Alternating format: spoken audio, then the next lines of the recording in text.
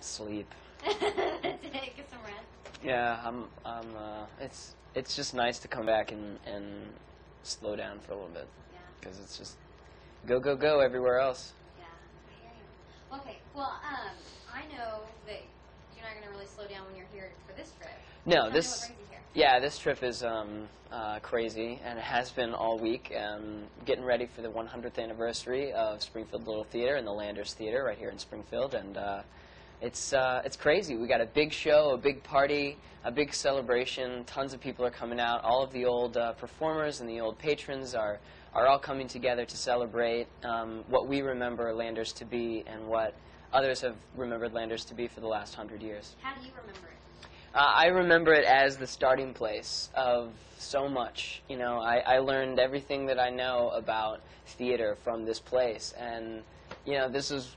I mean, I remember coming in this room and getting ready and putting makeup on for the first time and learning how to, you know, hang lights and sweep floors and take tickets and all those things that you don't think about that make you a stronger person and a diligent person, the one that's going to finish the job. Did you ever think that you were going to be what you are today when you were here? I mean, you probably hoped for it. But Well, you know, you hope for different things, you know. I mean, sometimes people hope for fame and fortune, but I don't really think that those people ever get it. I think that, you know, you hope for a certain level of personal success to yourself, and for me it was just happiness. And I equated happiness to being a working actor. And I surpassed that dream of mine way earlier than I thought I was going to. So it's been a really crazy ride to retrospectively look back and, you know, come back here and see this is where it all began. Not that long ago. not that long ago. What can we expect from you on Friday? Friday I'm going to kind of be the eyes and ears of the show. I'm going to kind of guide the audience through this last 100 years and the history of the theater and the performances that we've remembered and some that we don't, and you know, kind of just run the show a little bit. I get to sing a couple of songs, and it's going to be a lot of fun. Which one do you like better, if you had to choose, singing or acting? Well, that's I get that question a lot. It's kind of an unanswerable question because I've never been a no guy. I've always been a yes man, and if something comes up, it's yes. I got to do it. I got to try it out. I just bought a ukulele last week. I'm going to learn how to play it. You know, like I want to be able to do everything as an artist. You know, being multifaceted, and especially as an actor, it helps you in so many different ways to be able to do different kinds of things. So I never say no.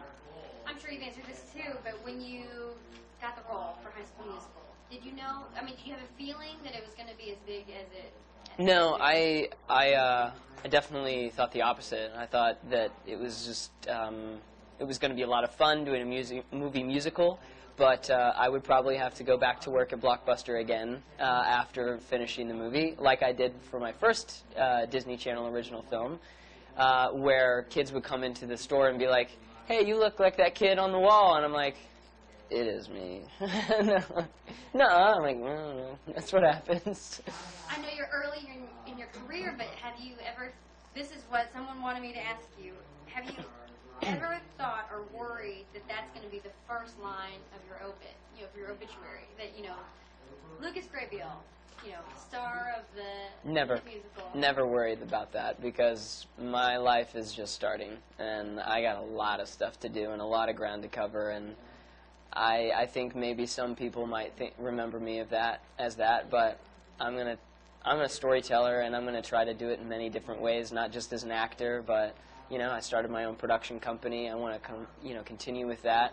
I want to move away from the film industry at some point. I want to come back to it. I want to do everything, and so no, I don't ever think about that. And if it happens, that's great, whatever. But it won't bother me either way.